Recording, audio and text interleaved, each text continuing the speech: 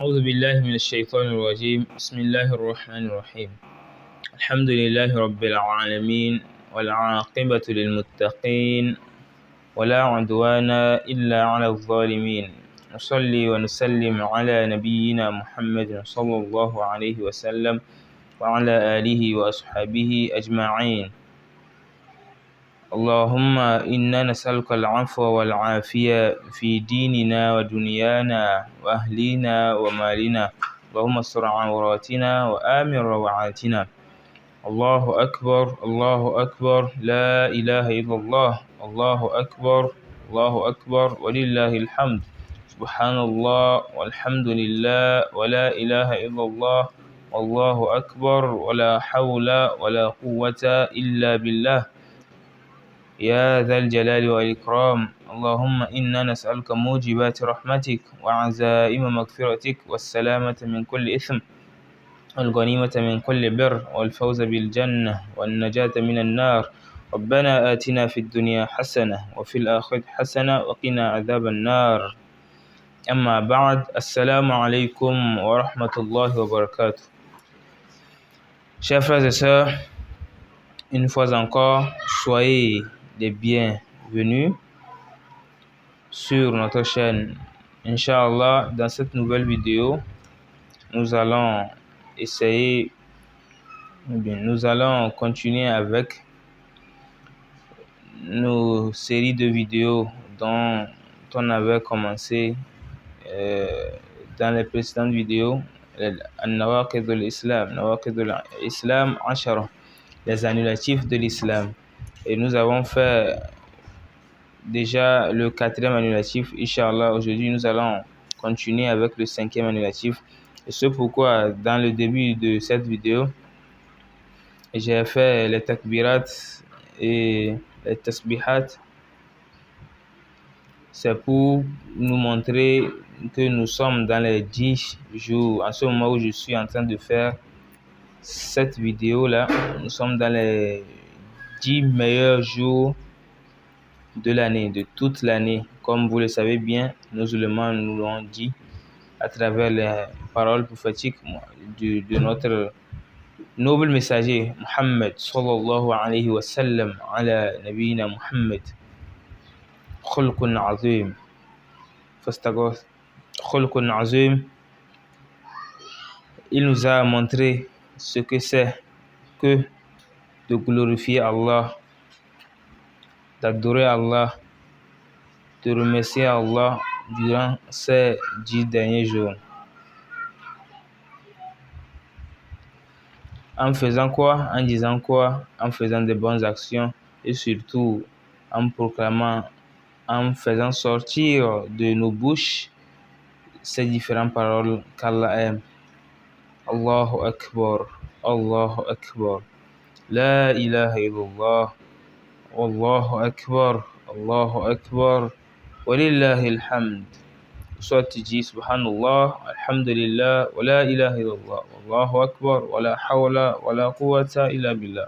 Soit tu dis La ilaha illallah, wahdahu la sharika lah, lahul mulk wa lahul hamd, wa huwa ala kulli shay'in qadir. Surtout ce dernier-là, il faut être assidu sur ça, sur cette parole, le 9e jour, c'est-à-dire le jour du mois, c'est-à-dire le jour de Arafah. Yawm Arafah, nous devons proclamer la grandeur d'Allah, l'unicité d'Allah en disant La ilaha illallah, wahdahu la sharika lah, lahul mulk wa lahul hamd, wa huwa ala kulli shay'in qadir. La ilaha illallah, wahdahu la sharika lah, lahul mulk wa lahul hamd, wa huwa ala kulli shay'in qadir. Tout en demandant à Allah subhanahu wa ta'ala ce que nous voudrons aussi, il n'y a pas de souci. Si nous pouvons jeûner, jeûnons, donnons des sadaqat, faisons du bien à l'autrui ou bien à autrui, réconcilions-nous, aidons nos familles, aimons-nous, pardonnons-nous. C'est très important pour l'avancement de notre spiritualité vis-à-vis d'Allah subhanahu wa ta'ala. Sans plus tarder, maintenant, nous allons aller sur le 5e annulatif de l'islam. Bismillahir Rahmanir Rahim. L'auteur dit الخامس من أبغض شيئا مما جاء به الرسول صلى الله عليه وسلم ولو عمل به كفر. Subhanallah, subhanallah, subhanallah. Le cinquième annulatif, l'auteur dit le cinquième, al-khamis, le cinquième, man abghada shay'an mimma ja'a bihi ar-rasul sallallahu alayhi wa sallam. Celui qui est contre, celui qui est en colère contre ce que le prophète sallallahu alayhi wa sallam est venu avec, c'est-à-dire la charia, la loi qu'Allah subhanahu wa ta'ala a donné à notre prophète sallallahu alayhi wa sallam, ou bien la sunna du prophète sallallahu alayhi wa sallam qu'il a fait, ou bien qu'il a recommandé aux gens de faire, ou bien qu'il a vu les gens faire sans qu'ils ne leur disent, ou bien ne les interdisent de le faire. C'est ce qu'on appelle la sunna du prophète sallallahu alayhi wa sallam. Plus la charia, tout cela, ça englobe la voie du prophète sallallahu alayhi wa sallam. Si parmi ces différentes lois-là, un musulman, une personne qui se dise musulmane, est contre ou bien est en colère contre ce que le prophète sallallahu alayhi wa sallam est venu avec,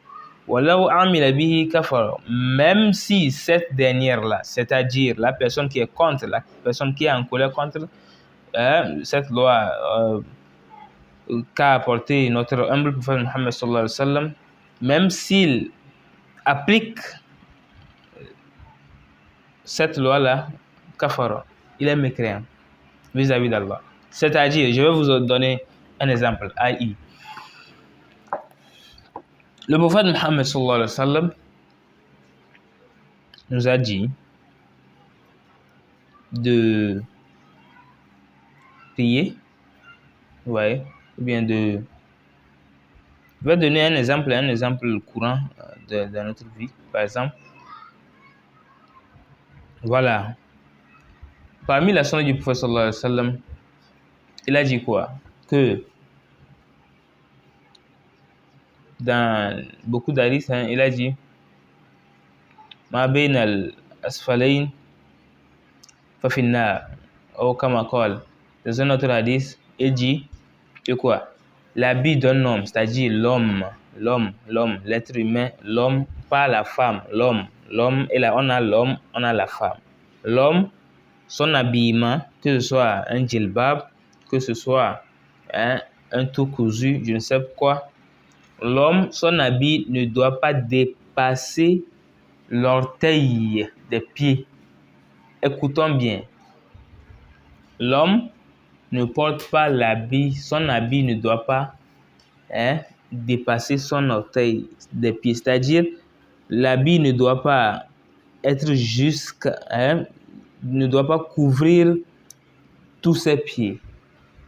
Par rapport, contrairement à la femme en islam, c'est recommandé que la femme porte des habits qui vont, ou bien un habit qui couvre tout son corps, y compris ses pieds. Mais contrairement à l'homme, ça ne doit pas couvrir ses pieds, ça doit rester au moins au niveau, ça ne doit pas dépasser jusqu'à couvrir les pieds, ça doit rester au niveau de l'orteil. Je ne sais pas si vous voyez, mais quand même, comme vous le savez très bien. Donc, c'est la sunna du prophète Muhammad sallallahu alayhi wa sallam.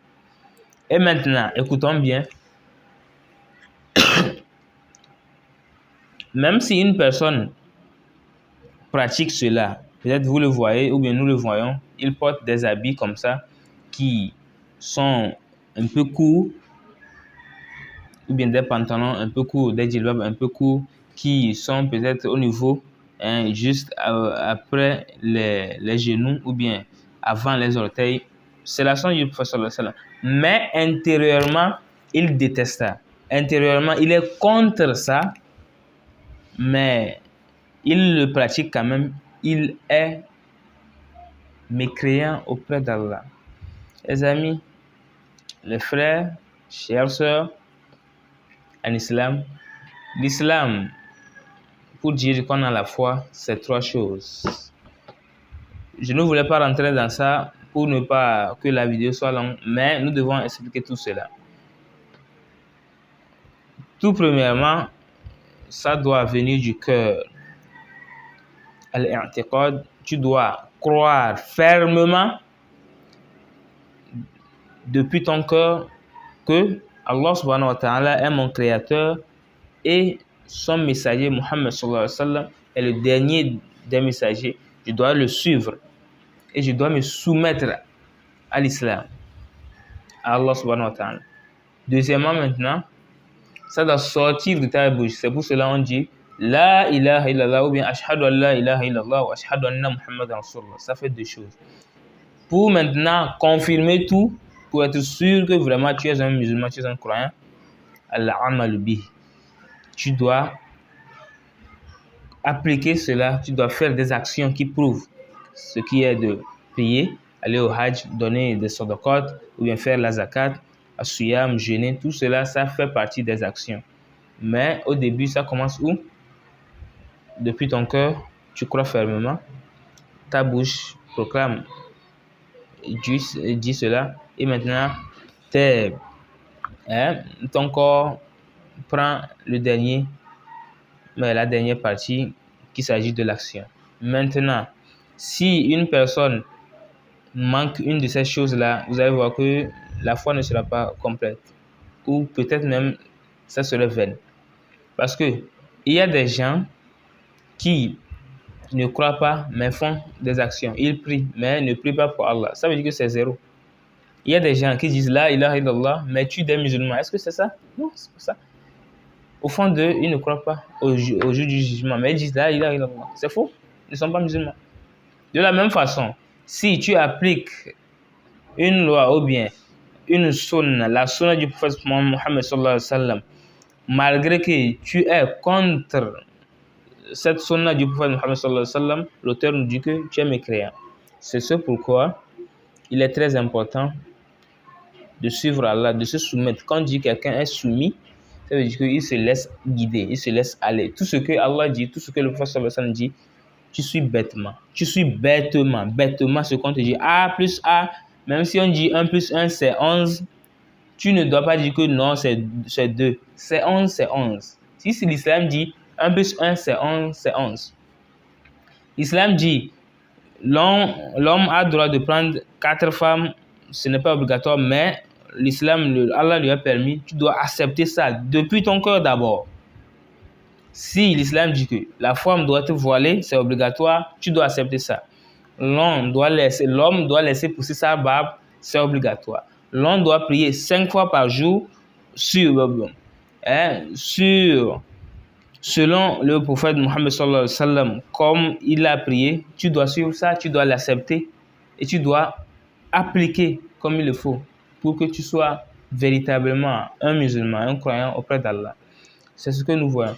Et Allah subhanahu wa ta'ala a dit ذَلِكَ بِأَنَّهُمْ كَرِهُوا مَا أَنزَلَ اللَّهُ فَأَحْبَطَ أَعْمَالَهُمْ. Ils sont contre ou bien ils ne sont pas satisfaits de ce qu'Allah a fait descendre. C'est ce pourquoi maintenant Allah a rendu vaines leurs actions. ذَلِكَ بأنهم اتبعوا ما أسخط الله عليهم وكرهوا رضوانه أحبط أعمالهم. Surat Muhammad sallallahu alayhi wa sallam. Les amis, le Coran nous a tout clarifié. Le Coran est clair. Si tu ne comprends pas, va vers un savant digne de son nom, un savant que tu sais que non, celui-ci, il est certifié, celui-ci, il dit la vérité. Il va t'enseigner ce que c'est que l'islam, ce que le Coran dit. C'est pas toi-même, tu viens, tu ouvres le français, la traduction française, tu lis, tu commences, tu ne comprends pas, tu dis que toi tu comprends français, c'est tout. Non, il faut demander si on ne sait pas. Fas'alu ahla dhikri in kuntum la ta'lamun. Vous voyez maintenant? Donc qu'Allah nous pardonne et qu'Allah fasse que nous soyons soumis, que depuis le début de cette initiative Nawaqid de l'Islam, qu'Allah fasse que si par erreur on est parmi ces 5 premiers ou bien les 10, tous les 10 annulatifs qui annulent l'islam d'une personne, si nous sommes une fois tombés dedans, qu'Allah nous pardonne et que nous nous repentons sincèrement pour que nous puissions atteindre le haut degré du paradis et qu'on puisse être préservé par Allah vis-à-vis de l'enfer. Allah subhanahu wa ta'ala nous pardonne, nous guide sur son droit chemin, qu'on puisse suivre la voie du noble messager Muhammad sallallahu alayhi wa sallam jusqu'au jour du jugement. D'ici là, pardonnez-moi, d'ici là, portez-vous bien et j'espère que vous allez aimer les autres vidéos. Salam alaikum.